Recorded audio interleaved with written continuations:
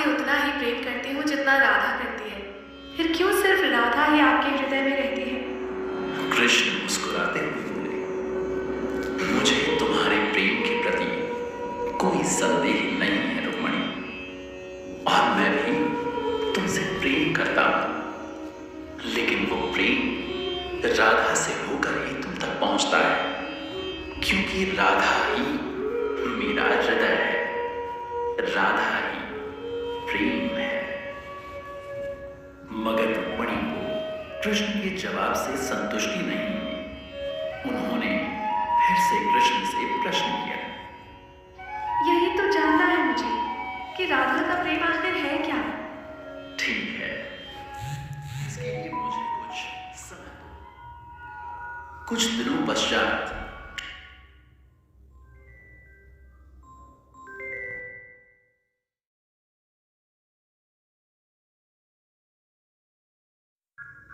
बल्कि उनका दर्द बढ़ता ही जा रहा था।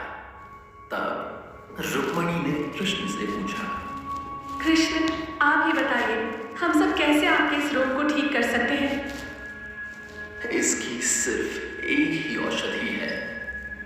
मुझे अपने किसी भक्त का चरणामृत पीना होगा, तभी मुझे इस दर्द से मुक्ति मिलेगी। ये सुनकर रुक्मणी की चिंता और बढ़ गई। भला कृष्ण का कोई भक्त कृष्ण को अपना चरणामृत देकर पाप का भागी क्यों बनेगा? स्वयं रुक्मणी और कृष्ण की बाकी की पत्नियां ऐसा करने की हिम्मत नहीं जुटा पा रही थी। तब चरणामृत के लिए नगर नगर और गांव गांव मुनादी करवाई गई, मगर कोई भक्त इसके लिए सामने नहीं आया। कुछ समय पश्चात ये खबर बरसाने तक भी पहुंची।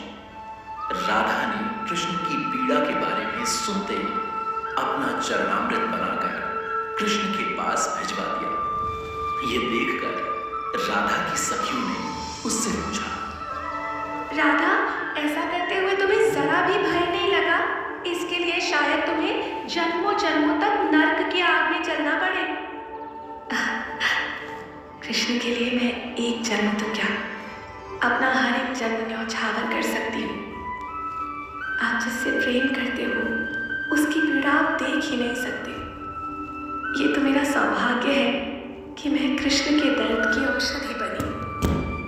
उधर जब रुक्मणी चरणामृत लेकर कृष्ण के पास गई तो कृष्ण ने मुस्कुराते हुए कहा, आ गया राधा का भेजा हुआ चरणामृत। कृष्ण के इतना कहते ही रुक्मणी समझ गई कि ये सब कृष्ण की ही लीला थी। उन्हें राधा का प्रेम समझाने की। उन्हें हैरानी में देखकर कृष्ण बोले, ये है राधा का प्रेम रुक्मणी, भक्ति और समर्पण का संगम। मैं पहले से ही जानता था। शास्त्री जी कृष्ण के भक्तों को ये कहानी सुनाकर जैसे ही मंच से नीचे उतरे, प्रिया नाम की लड़की ने उन्हें पीछे से पुकारा, सुनिए।